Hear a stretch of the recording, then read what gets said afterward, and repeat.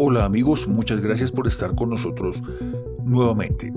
Mientras el país cae en una espiral de violencia, con regiones entregadas a las FARC, el ELN y todo tipo de grupos armados ilegales, las Fuerzas Armadas, dirigidas por Iván Velásquez, son ahora inoperantes y la situación de orden público parece haber retrocedido décadas.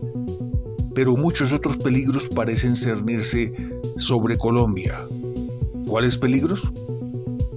El abogado Manuel Falla, abogado penalista, quien dirige una fundación que lucha contra el crimen organizado en su país, Guatemala, ha explicado en una entrevista al programa La Hora de la Verdad el día 24 de mayo del presente año todo el prontuario de Iván Velásquez, ahora ministro de Defensa de Colombia, ligado al prontuario de la recientemente nombrada fiscal general de la Nación, Luz Adriana Camargo.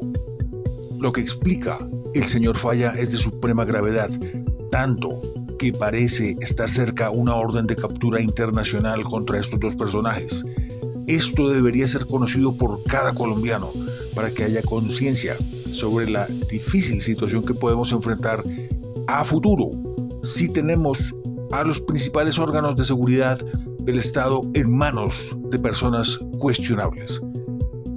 Esto pone los pelos de punta. Debo confesar que inicialmente pensé que Iván Velásquez y Luz Adriana Camargo habían participado en la Comisión Internacional contra la Impunidad en Guatemala, creada por la ONU, y que tal vez habían tocado casos sensibles en su investigación y que todo se trataría de una persecución política, una lucha de poderes. Y este punto de vista es equivocado a la luz de lo explicado por el doctor Falla. ¿De qué se acusa a Iván Velásquez? Se le acusa de haberse dedicado a la persecución sistemática, no solamente de los militares y policías de Guatemala, sino también a los empresarios de ese país, empezando, abro comillas, una cacería indiscriminada a los opositores a su ideología política. Se habría dedicado especialmente a la fabricación de casos, plantando evidencias para perjudicar judicialmente a los veteranos de las fuerzas militares que habían combatido a las guerrillas marxistas. Pero esto no termina aquí. Está el tema de Odebrecht. Según Falla, Iván Velásquez estuvo coaludido con los representantes de Odebrecht en Guatemala, otorgándoles facilidades y salidas jurídicas para que con una pequeña multa pudieran salir impunes, perjudicando al país centroamericano.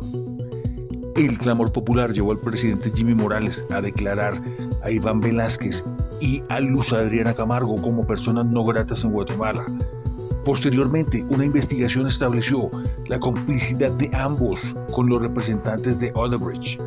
De ahí surge la primera orden de captura contra ambos, por amaños judiciales y sobornos, y una orden de captura internacional estaría en curso. El doctor Falla explica cómo Iván Velásquez persiguió a la familia Bitkov, refugiados de origen ruso que huían de Putin, y a cambio de un soborno, él habría empezado una persecución legal contra esta familia, a quien se encarceló injustamente. El hijo menor de la familia, un menor de 4 años, quedó incluso en situación de abandono. En Guatemala a esto se le llamó la trama rusa. Dice Falla que parte del patrimonio de esta acaudalada familia de empresarios terminó en los bolsillos de Iván Velásquez. En palabras de Falla, Iván Velásquez no es un hombre millonario, es un hombre multimillonario debido a sus actividades criminales. Pero lo que más me ha llamado la atención, amigos, es el perfil de Iván Velásquez como una persona acusada de delitos como la desaparición forzada, y no indirectamente. Según Falla, él en persona y su cuerpo de seguridad desaparecieron a personas investigadas por la Comisión Internacional contra la Impunidad, que fueron primero retenidos y luego aparecieron sin vida. Miles de interrogantes quedan. ¿Por qué la Corte Suprema de Justicia nombró a Luz Adriana Camargo como fiscal cuando conocía de estos señalamientos? ¿No sería mejor que ambos renunciaran para tener tiempo para defenderse de estas acusaciones tan graves y de paso evitarle esta vergüenza al país? ¿Son inocentes? ¿Son culpables? ¿Por qué no enfrentan a los tribunales? Lo más importante de este tema es, ¿y tú qué piensas? Háznoslo saber en los comentarios. No olvides darle me gusta a este video, activar la campanita de las notificaciones para no perderte nuestro siguiente video. Suscríbete y nos vemos en la próxima. Iván Velázquez asesinó en Guatemala a 2 personas. Llegaba a la casa de las personas, las sacaba con agentes de su policía colombiana. Las personas aparecían luego suicidadas, pues, decían la tesis que habían sido suicidados de 2 o 3 disparos, lo cual es materialmente imposible, y se logró determinar también que es un violador de derechos humanos en Guatemala.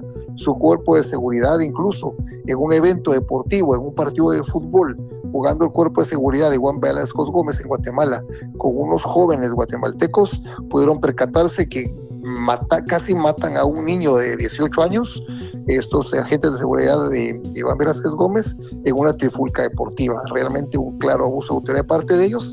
Y volviendo al tema, sí, efectivamente se logró establecer por parte de la Fiscalía también una trazabilidad del dinero que sale desde Brasil, va a dar la vuelta a Estados Unidos, a un par de bancos, que me reservo el nombre en este momento, para volver ese dinero a unas cuentas que tenía Iván Velázquez en Guatemala, donde se pudo acreditar este movimiento monetario.